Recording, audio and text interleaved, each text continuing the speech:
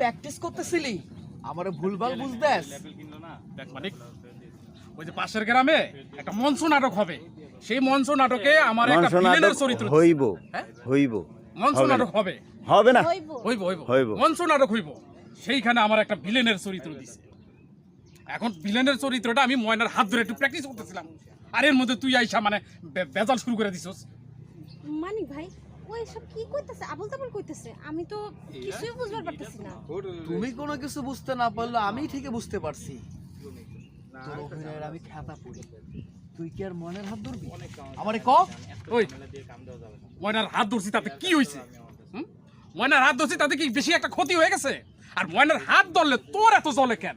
তুই ময়নার কি লাগস? ময়না তোর কি হয়? ময়না তোর কি লাগে? খায়রুল, তুই কিন্তু আমার মাথা গরম করিস না। তোর আমি কইয়ে দিলাম এখন এই মুহূর্তে তুই এইখান থেকে চলে যাবি, আর তা যদি না হয়